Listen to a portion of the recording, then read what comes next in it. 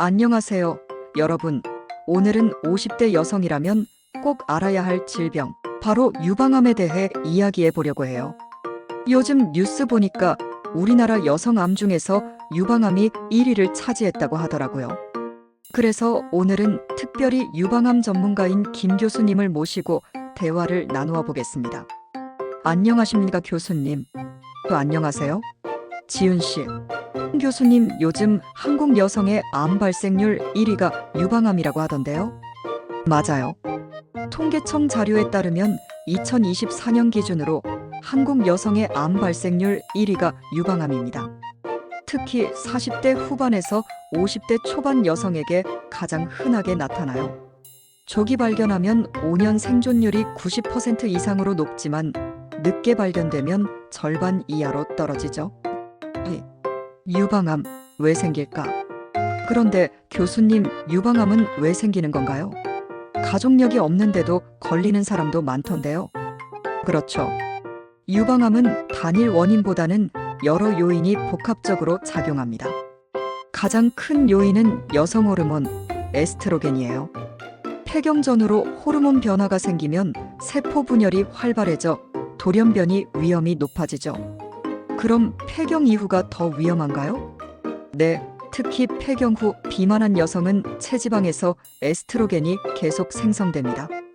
그래서 체중 관리가 굉장히 중요하죠.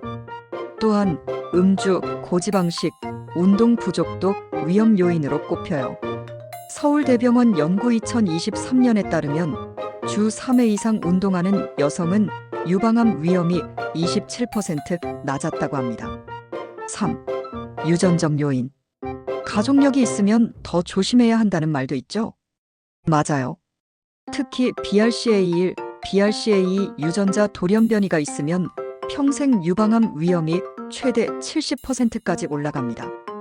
할리우드 배우 안젤리나 졸리가 바로 이 유전자 때문에 예방적 절제 수술을 받았죠. 최근 한국에서도 건강보험이 유전자 검사 일부를 지원하면서 고위험군 여성들이 미리 위험을 확인하는 사례가 늘고 있습니다. 4. 증상과 자가검진. 근데 초기에 통증이 없어서 모르는 경우가 많다던데요. 맞아요. 유방암 초기엔 대부분 통증이 없습니다. 그래서 통증이 없으니까 괜찮겠지라는 생각은 위험해요. 초기에는 단단한 멍울이 만져지거나 유두에서 피가 섞인 분비물이 나오기도 합니다. 거울 앞에서 유방의 모양 변화나 함몰, 주름, 피부색 변화를 관찰하는 게 중요하죠. 자가검진은 언제 하는 게 좋을까요? 생리 주기가 있다면 생리 끝나고 35일 후 유방이 가장 부드러울 때가 좋아요.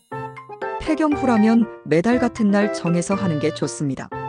손끝으로 유방 전체와 겨드랑이를 부드럽게 눌러보세요. 뭔가 딱딱한 콩알 같은 것이 만져지면 바로 병원 가셔야 합니다. 5. 진단 방법. 병원에서는 어떻게 진단하나요? 기본은 유방찰 영술 맘모그램이에요. 국가건강검진에서 40세 이상 여성은 2년에 한 번 무료로 받을 수 있습니다. 한국 여성은 치밀 유방이 많기 때문에 유방 초음파를 함께하면 더 정확합니다. 필요하면 MRI나 조직 검사를 병행하죠. 최근에 AI로 판독하는 기술도 있다면서요? 네, 맞습니다. 서울 아산병원과 카이스트가 공동 연구한 인공지능 시스템은 유방암 조기 발견률을 94%까지 높였다는 결과를 발표했어요. AI가 미세한 종양을 사람보다 빠르게 찾아주는 시대가 된 거죠. 6. 치료 방법. 유방암 진단을 받으면 대부분 수술을 하게 되나요? 대부분은 그렇습니다.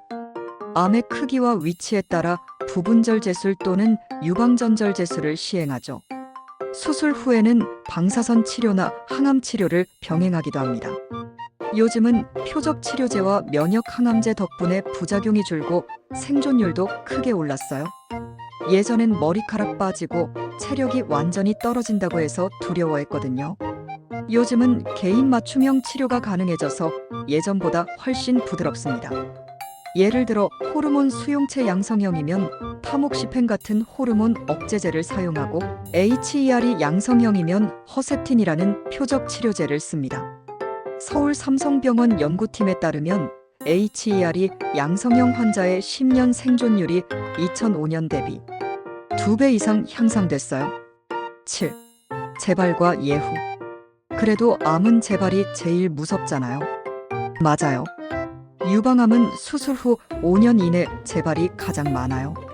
그래서 수술 후 5년 동안은 정기적으로 초음파나 MRI 검사를 받는 게 중요합니다. 다행히 조기 발견한 경우는 재발률이 10% 미만이에요. 특히 식습관과 운동 관리가 재발을 줄이는 핵심입니다. 8. 예방법. 예방할 수 있는 방법도 있을까요? 물론입니다. 첫째, 규칙적인 운동이에요. 주 5일 하루 30분 이상 걷기만 해도 위험이 낮아집니다. 둘째, 적정 체중 유지 BMI 25 이상이면 위험이 2배 높아집니다. 셋째, 금주 알코올은 유방암을 촉진시킵니다. 넷째, 채소 과일 중심 식단 섬유질이 많을수록 에스트로겐 흡수를 억제합니다. 생활 습관이 진짜 중요하네요. 네.